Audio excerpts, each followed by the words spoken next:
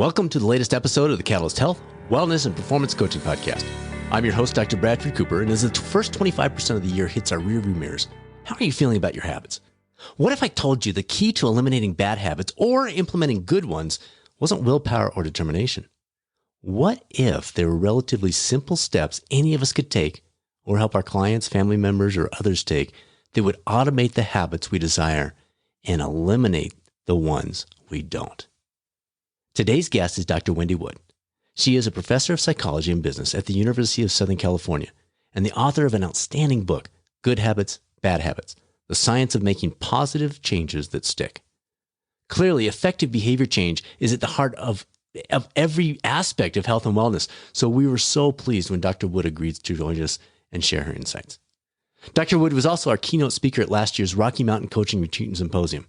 Wait, there's a retreat and symposium specifically for health and wellness coaches? Indeed, there is. It takes place in gorgeous, incredibly beautiful Estes Park, Colorado, September 17th to the 19th. And we were so excited that this year we're going to be able to get back together in person. All the details available under the retreat tab at catalystcoachinginstitute.com. And of course, you can always reach out to us if you've got questions about this or anything else coaching related. Email is results@catalystcoachinginstitute.com. Now it's time to turn the corner on our habits and be a catalyst with Dr. Wendy Wood on this episode of the Catalyst Health, Wellness, and Performance Coaching Podcast. Dr. Wood, welcome to the show. Oh, thanks for having me, Brad. I loved your book, and we'll talk a lot about that. But can you start us off by telling us, how did you end up focusing your research on habits of all topics? Well, I didn't actually start looking at habits. I was a researcher who was trained to study attitude change, how we change our beliefs and opinions. And it became clear early on that people are reasonably open to change at the level of their attitudes and beliefs. It's much harder to get people to change their behavior. So even if you have a wonderfully persuasive message that captures their values and makes them look at the world slightly differently, it doesn't necessarily translate into behavior change. And that's when I started to think about what behavior change involves and how we can persist or not at changing our behavior. And that's where habits came in. So habits are the way people naturally persist. So when you are successful at changing your behavior and making it stick, that's usually because you've formed a habit. Doesn't necessarily involve a change in your opinion. Instead, habits follow a slightly different logic. So that explains why many of us are really good at thinking through what we want to do in the future for our health. So New Year's resolutions, the top ones have to do with diet, exercise. People, when swimsuit season comes, we all make resolutions. We're going to change our diet. We're going to become healthy, look fit. But then so many of us don't follow through. And that becomes frustrating for people. So I wanted to understand what that follow-through thing involves, and that's habit. Okay. And you note in your book, and by the way, folks, this book is fantastic. It's titled Good Habits, Bad Habits. We were up on a planning retreat this last week, and I took a deep dive into it. You're going to love it. Now, in that book, you talk about habits aren't really something we control. It's not the grit your teeth, bear down, white knuckle it. It's things we've automated. Can you talk us through that concept and how maybe it differs from the typical perspective on habits? Yeah, so habits are, as you said, part of our non-conscious mind. We don't have access to them. We're not aware of them in the same way that we are aware of our thoughts and our feelings. Habits are learned over time as we repeat an action in the same way And we form mental associations between the context we're in and the response we just gave that got us some reward. So when I get up in the morning, I walk into my kitchen and I just automatically start making coffee. I'm in the context in which I've done it in the past, and the thought of making coffee automatically comes to mind. It's my habit. That's what a habit is. It doesn't require willpower and self-control in the way that we typically think of behavior change. And it may take willpower to make a decision to change, but the habit learning process itself, and once you've formed that habit, requires no willpower. It's automated in the sense that it runs off without you having to make a decision to do so. It's how we drive. It's how we do so many of the repeated activities that we do in life. And one of the really interesting things that I've learned in the research I've done is that we are largely unaware of the extent to which our behavior is a habit. And instead, we tend to interpret it as a result of our decisions or our intentions, what we should be doing. So many of your listeners may have habits to eat very healthy, lots of fruits and vegetables, and they probably made a decision at some point to do that. But once it becomes a habit, you no longer have to make that decision. But your conscious self, however, the conscious parts of your brain aren't aware of the habit component. And so you continue to think it's due to your decisions and intentions. It's such an interesting way our mind sort of covers up from us the functioning of habit. Very interesting. We identified it as who you are versus what you do. The who you are is the way you're describing that is the habit. It's ingrained. It doesn't take conscious thought versus the what you do. Those are the things that you consciously must work through, plan out, put into your schedule, check off those kinds of things. Am I hearing that correctly? Yes.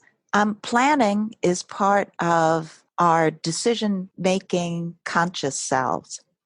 And habits are part of the automated components that typically support our conscious selves, typically are consistent with it. And we have these different parts of ourselves because our brain is not a single unified whole.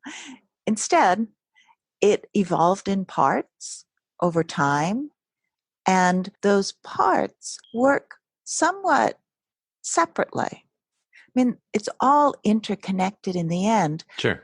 But the systems in our brain can function somewhat independently of each other, which is why we have bad habits, things that we're doing that we wish we didn't and might plan not to do, but then fall back into when we're not really thinking about what we're doing. One of the analogies you had in your book that I just loved, it's so sticky, is the idea that forming a habit is like falling asleep. You're forming it, and then it's there. Same when you fall asleep, you're kind of falling asleep. I think I'm feeling more tired, and you don't realize that moment when you actually fall asleep. Can you expand on that just a little bit? I thought that was a really good way to think of the process. Yes, it's a good metaphor because when we form a habit, we're not aware of the habit forming.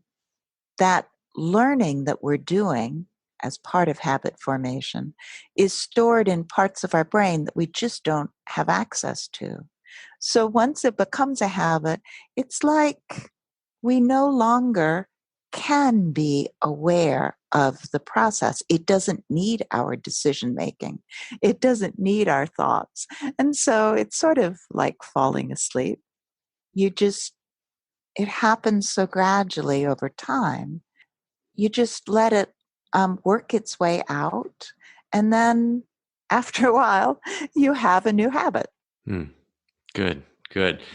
Now, I didn't plan in this order here. So environment, you talk about environment is key to good habits. And similar to sleep, it's much easier to fall asleep in a good environment. So we roll into that. But when we think about environment with habits, what mistakes are many of us making in terms of optimizing those environments? Well, I think the biggest mistake is that we don't realize how much impact the environment has on us. You probably are aware that being in a noisy room with lots of bright lights is not a good way to fall asleep. But we think with our habits that we can overcome challenges in our environment. And I use the word friction to describe this, which actually echoes an early psychologist who argued that there are psychological forces that function very much like physical forces. This is Kurt Lewin. And the psychological forces in this case are the environments that we're in can put friction on our behavior and make it more difficult. And let me give you an example. A phone company tracked cell phones. They weren't actually interested in the use, they were interested in how far cell phones traveled to a paid fitness center. Our cell phones are getting evaluated in all kinds of ways that we're not aware of. But this study looked at how the distance traveled to paid gyms and found that cell phones or people who had to travel 5 or more miles to a fitness center only went once a month. But those who were traveling only about 3.5 miles, they went 5 times a month. So that's really just a difference of about 1.5 miles. But it's the difference between being able to do something with little friction on it. If you can connect your visit to the gym with your commute to work or to the grocery store, if it's close by home, then it's very convenient and you're just much more likely to go. If it's quite a distance and you have to travel far to get there, that's friction. There's friction in distance, and that makes it less likely that we are going to follow through with a given behavior and repeat it so that it becomes automatic. It becomes our habit. And we just don't give the environmental forces that we're all dealing with enough credit. We think we can overcome them, but we can't. Interesting. And so the opposite of that, or I guess you kind of talked about both of these, you have friction and you have stacking. And those seem to be the core to your guidance in this area. Is that correct? Yeah. So friction are the forces that make a behavior more difficult. Let me give you another example of that. In the US, in the 1970s, we became very aware that smoking is bad for our health. And we started taxing cigarettes. We banned smoking in public places. We took cigarettes off the shelves. So you have to actually ask someone in the store for a pack so they can check your age. All of these things put friction on purchase and smoking. And that reduced smoking a tremendous amount, so that now only about 15% of us smoke, whereas before it was almost half. It's an amazingly successful health intervention. And it just simply arose from friction, putting friction on the behavior. There's other forces, though, as you said, in our environment that help to drive a behavior, that make it easier. One of them is proximity, being very close to some exercise or healthy food, and that can drive you to a healthier lifestyle. Our recommendation is often that you take all of the cookies and candy off the kitchen counter, put it away, and make healthy food more accessible so that it's easier for you to access it and use it. And you'll be surprised how much more likely you are to eat healthy things that are close to you.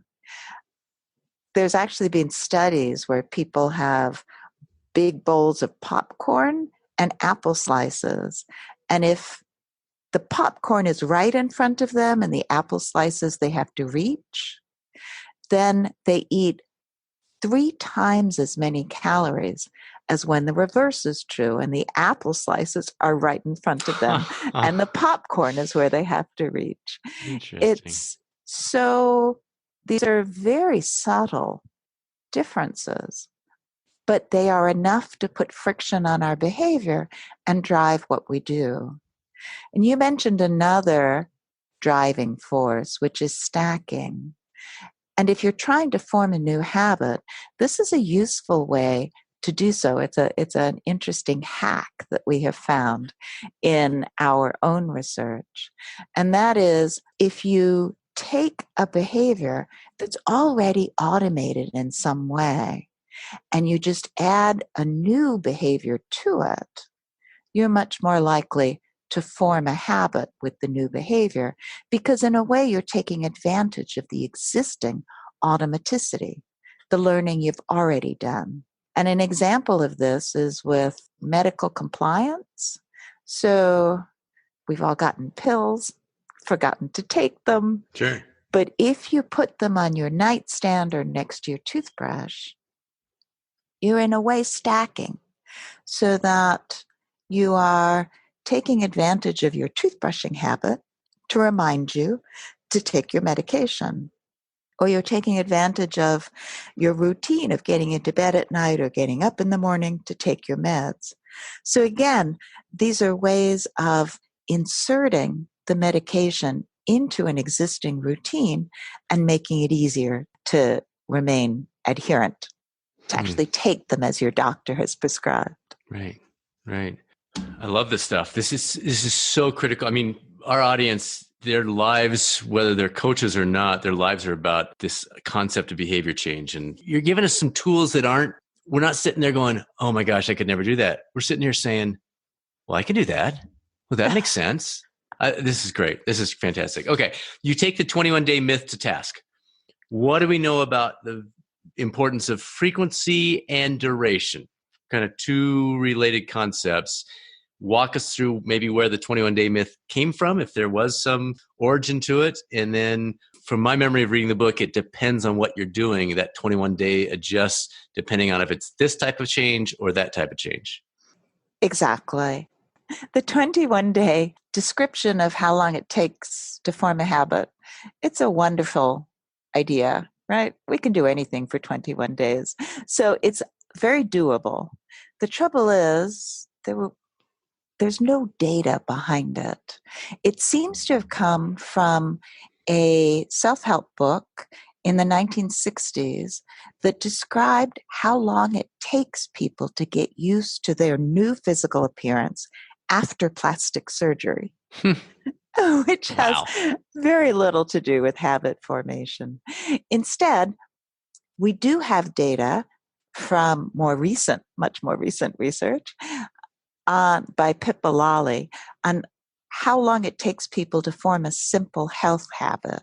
Now, these were people who were coached to choose a specific behavior, like drinking a glass of water when you get up in the morning, or going for a walk after dinner. And they were told to embed it in part of their life routine. So they're already taking advantage of stacking, right? So when I get up in the morning, I'm going to have a glass of water. Or right after dinner, I'm going to go for a walk.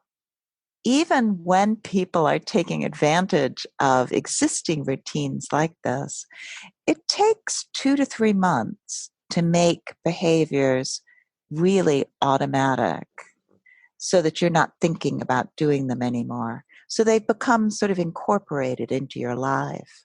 And you're absolutely right. This is just for simple health behaviors. Things like going to the gym are much more complicated, and so will take longer to learn.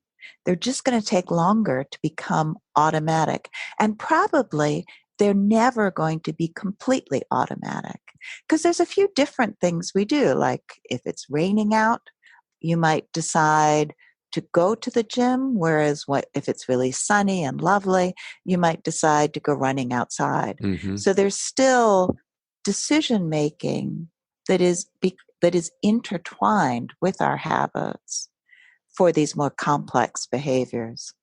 And if we up the frequency, does that reduce the duration? Is it a multiple?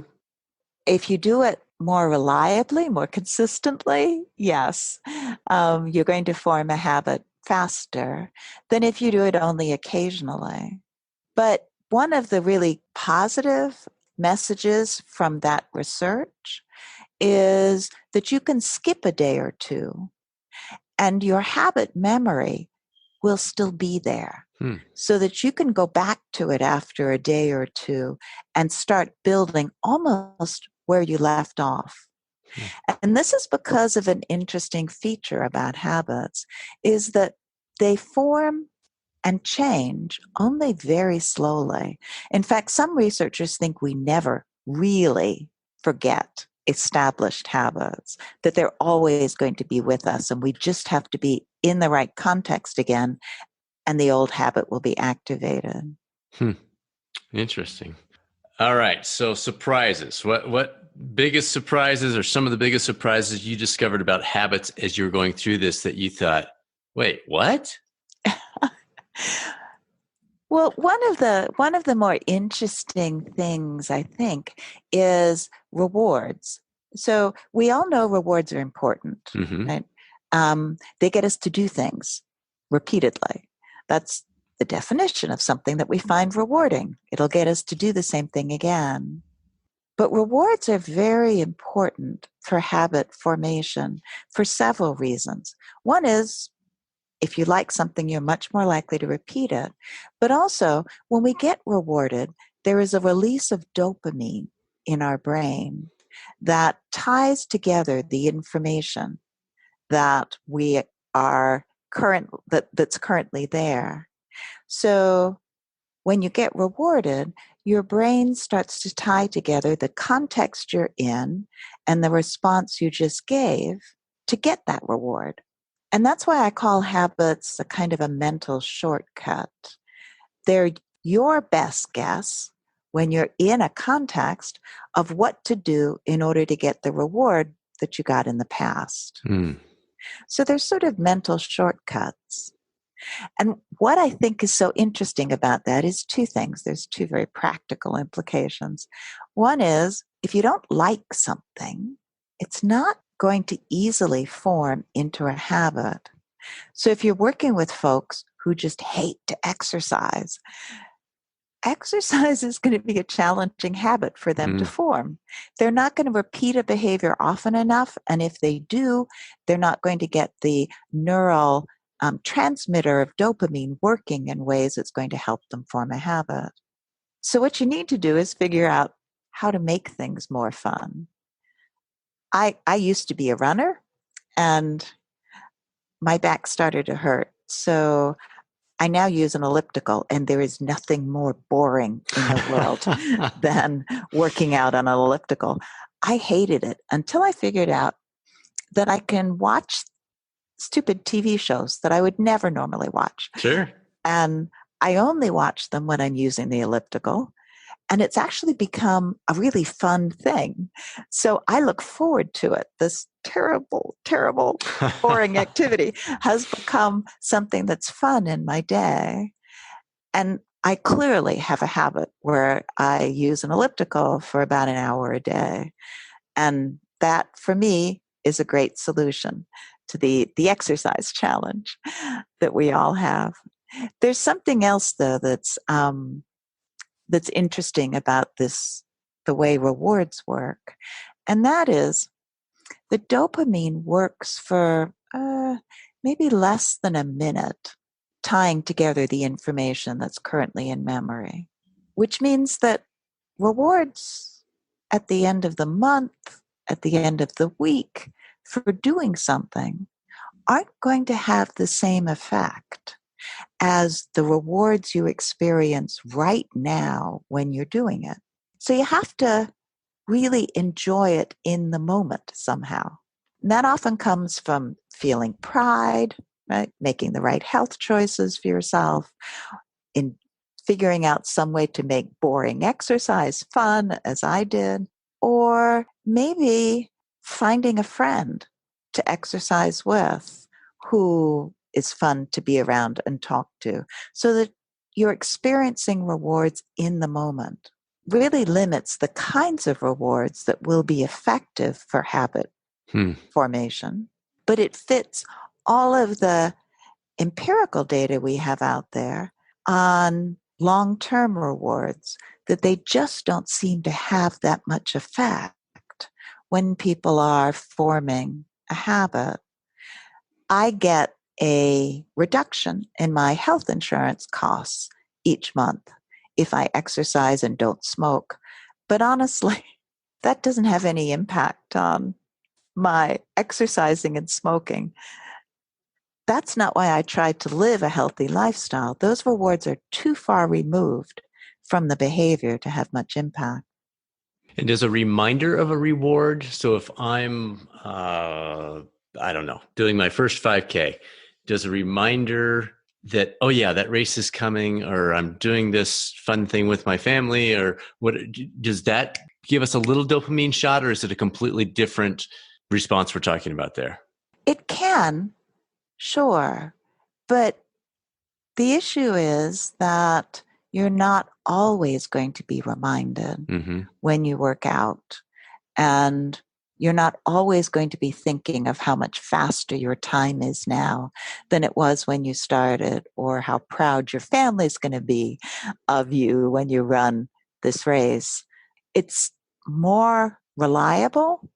It's a better idea to have the reward be part of the activity itself. Sure. No, it makes sense. All right. Is there a difference between the best ways to eliminate a bad habit versus start a good habit, or are they essentially always two sides of the same coin? The answer to that is actually quite complicated. Well, let's do it. So I described how to form a new habit, right? You do something repeatedly in the same context for a reward, and your brain starts to connect the context and the response so that that then becomes your go-to response. But that happens over time, right? It takes time to form that new habit. Once the habit is formed, rewards are much less important because now the behavior is cued by the context you're in.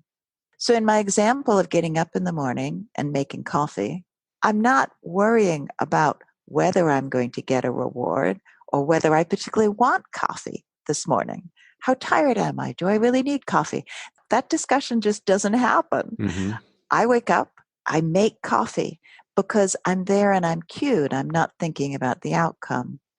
And the same thing is true with other habits. After we form them, the outcome is less important. I ran a study at one point in a campus theater where we gave people a bag of freshly popped popcorn, which was okay. We're not the best popcorn makers, turns out. They only said it was okay. And then other people got a bag of stale popcorn. And this was really stale popcorn. It had been in our lab for a week in a plastic bag. So you can imagine what it was like. It was pretty disgusting. People who had habits to eat popcorn in the movie theater, they ate the fresh popcorn. It didn't matter.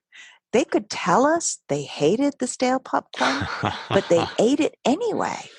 They ate 70% of that bag, which is a stunning outcome.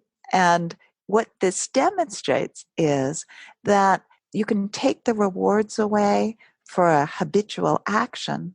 You can even make it sort of punishing, and still people don't respond that quickly to the new information, the new outcome that they're getting. So outcomes don't make that much difference once you've formed a habit. It's not easy to get rid of that habit memory. Remember, I said that they change only slowly. Right. That habit memory is still there, even if the popcorn tastes bad, and it's still cueing your eating. What does work for habits, for changing unwanted habits, is changing the cues, changing the context cues. So we took those participants and we brought them into the lab. We took them out of the cinema, brought them into the lab, and we had them watch music videos in a darkened room by themselves. And some participants had stale popcorn, some had fresh. The effect was no longer there. Both people with habits to eat popcorn in the movie cinema and people who didn't have habits to eat popcorn in the movie cinema, they all spurned our stale popcorn. They weren't going to eat it. They ate only the fresh popcorn, suggesting that the popcorn eating habit wasn't activated in the laboratory context. They were making decisions based on what they liked and didn't like, which is what happens when we get into new contexts. So at times when people move, start a new job, start a new relationship, have kids, these are all times when we're feeling pretty overwhelmed. But there are also times when we have an opportunity to form new habits because our old behavior is not being cued in quite the same way as it was in our earlier circumstances. So changing the cues is very helpful to changing habits. The other thing that's helpful. Wait, before we go to the next one, because you've got me thinking here. So would it make sense to encourage people to try a new habit as they're going on to vacation? As long as it's not something that's going to ruin their vacation, obviously. But okay, you're going to go to such and such a place that you enjoy. Why don't we make this the week you start XYZ? Would that increase their odds of holding on to that because you're completely changing everything else? You don't have that cueing that caused you to naturally grab the big cup of coffee or to skip the run or to whatever it might be? Exactly. Yes. And that should work well. In fact, there's data suggesting it does work while people are away. But then, of course, they get back to their old environment. And our old habits, as I said, we don't relearn them. We learn new ones on top of them. Those old memories are still there. Still locked in. Yeah. Interesting. So it could help you get a springboard, but then you'd need to come back and make some adjustments to your old setting to eliminate or at least impact those cues that you had in place previously. Exactly. You'd need to set driving forces on your new habit and put some friction on the old behavior, the one you're trying to change. So that's the second way to do it. You can change the cues and you can deal with these driving and resisting forces in our environments, in our living environments. Very interesting. All right, let's flip the mirror around. How about you, your own life? We've all got stuff we're working on. How are you using your research to address a habit in your own life you wouldn't mind sharing with us that you're using this research to make your own adjustments? I have an example of something I did recently. We'll take it. No, but this was a successful habit formation, and that was writing a book. That writers have some of the best habits to study, right? They have to somehow motivate themselves day after day to keep turning out pages and pages of manuscript. And you don't do that by white knuckling it through. Instead, they all have habits, writing habits. They write in certain places, they write certain amounts each day, or maybe for a certain time each day. They have formed these patterns that allow them to do it over and over again. And it's one of the first things that I started to study when I was writing this book, because I wanted to take advantage of the insights. And they are doing this naturally. They're doing it without understanding how habits work or what it is they're doing. It's just what works for them.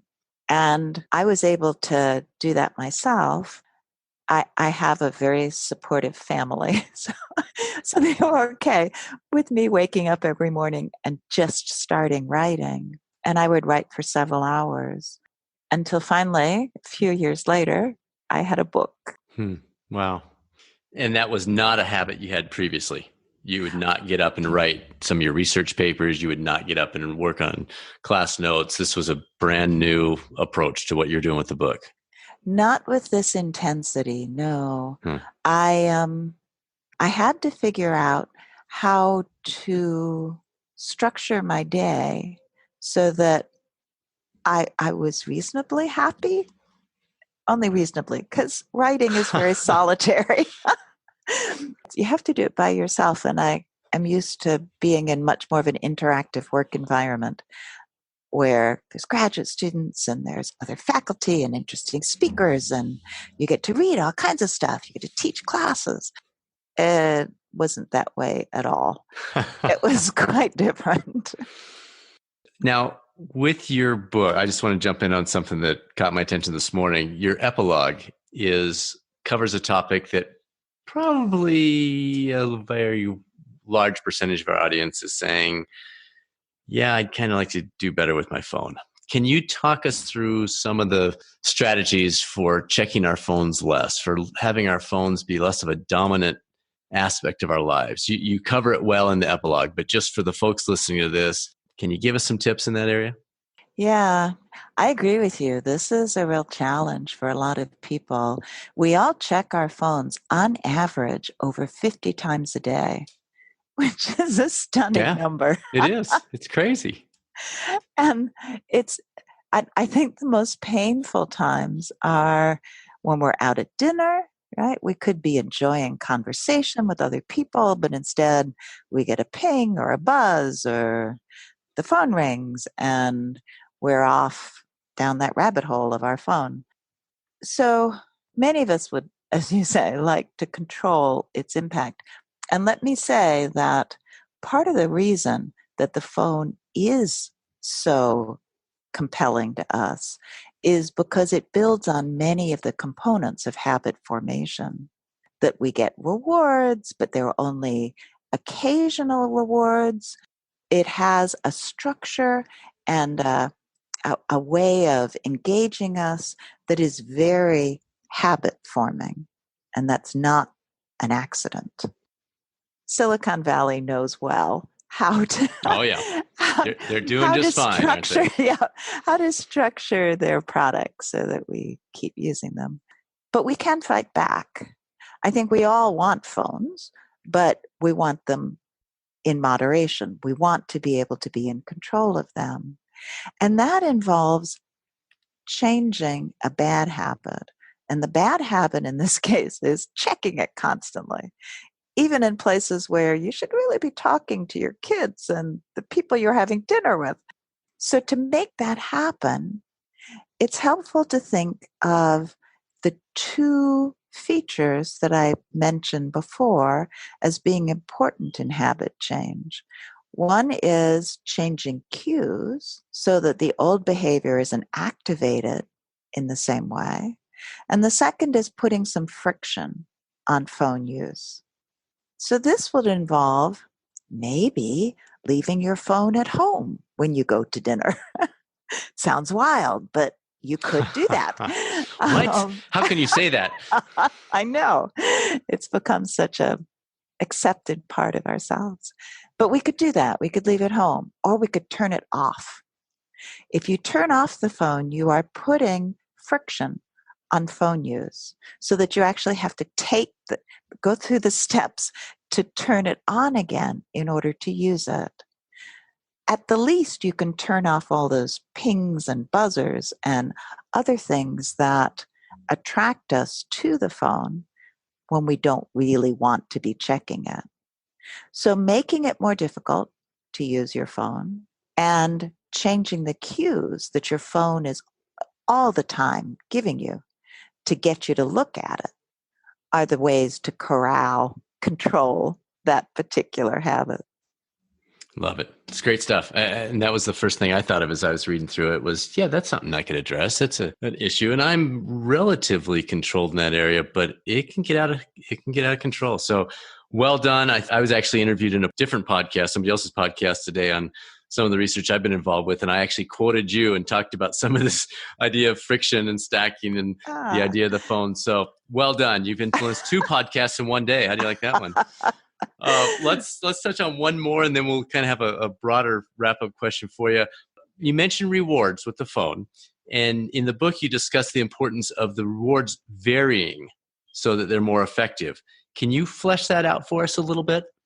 Yeah, this is something that we don't always have control over in our lives, but habits form most effectively with intermittent or occasional rewards.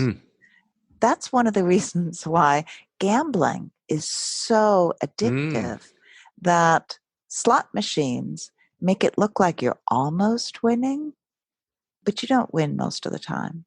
Yeah. In fact, if you did, casinos wouldn't be there. Yeah, they wouldn't have those big buildings, would they? No. So part of what our brain responds to is unusual rewards that are bigger than normal. And if you're playing the slot machine, the typical outcome is lots of buzzing and lights and other things that are entertaining. And then you get close, but you don't get the reward. And that in itself is kind of fun. But what makes it really fun is every once in a while you do get a payoff. And that's what cements in the habit of staying there a little longer and putting more of your money in the slots. That's also how your phone functions. Because most of the time when we hear these buzzes and pings and we check our phone, all we're getting is just garbage. Right. It's not but every information. Once in a while. Yeah, there's some negative information that really is rewarding to us, and that's what keeps us checking our phones. Very interesting. This is so good. Any final words of wisdom, especially for the health and wellness coaches or folks that are helping other people try to improve their lives? Anything that I haven't teed up with the right question or something you'd like to get out there that you think would be helpful? We'd love to hear it. Well, I wrote this book because I was seeing a real gap between the science on habit and what's available in the popular press and the popular culture. Yes. Because habits are part of our unconscious, we don't know much about them, and we can't intuit how they work. This is something where I think we really have to rely on science. Our own experience is not reliable as an indicator of what's really going to work for you in forming a new habit. Every once in a while, we stumble across something that does work, but really understanding the foundation of why takes understanding of some of the science. So I hope that much of your audience will recognize that everybody has theories about their habits, because we observe ourselves acting and others acting habitually. So we have theories about how they work. And we have tried out some of those theories and probably have some data for some of them. But a real understanding of how people form habits throughout their daily life is easiest to get from the science literature. So that's what I hope people will start to realize. And I'm sure that in another decade, there will be another science book on habit that provides newer insights beyond the ones that I was able to present in this book. And so we should all look forward to that. Perfect. Well, I loved it. Again, everybody, the title of the book is Good Habits, Bad Habits, The Science of Making Positive Changes That Stick. And great way to wrap things up, because that's our focus here, is we want to help these folks avoid the fads that are so prevalent in health and wellness these days and get into what does the science really say. So thanks for joining us. Wonderful having you. Keep us updated. What's the best way for folks to follow you? Is it on Twitter, or do you have a website you'd like them to reference? What's your preference? People can follow me on Twitter at Prof. Wendy Wood. I also have a website, goodhabitsbadhabits.org, or people can email me from my university email account. I'm happy to talk to anybody who wants further information. Perfect. Well, thank you again for joining us. This was wonderful. Lovely talking with you, Brad. You already have a habit in mind that you're going to put into practice using these insights, don't you? Another big time thank you to Dr. Wendy Wood. If you haven't yet picked up her book, it's titled Good Habits, Bad Habits, and it is so worth the read. On the coaching front, the next big weekend that leads to certification is June 5th and 6th, but you can start the other coursework as soon as you get registered if you're one of those folks that likes to get a head start. Feel free to reach out to us anytime with questions, results@catalystcoachinginstitute.com, or access a whole bunch of resources at catalystcoachinginstitute.com. Now it's time to be a catalyst, helping make a positive impact in this world without burning ourselves out in the process. The wisdom from Dr. Wood today will undoubtedly help us do exactly that. This is Dr. Bradford Cooper signing off. Make it a great rest of your day, and I'll speak with you soon on the next episode of the Catalyst Health, Wellness, and Performance Coaching Podcast, or maybe over on the YouTube coaching channel.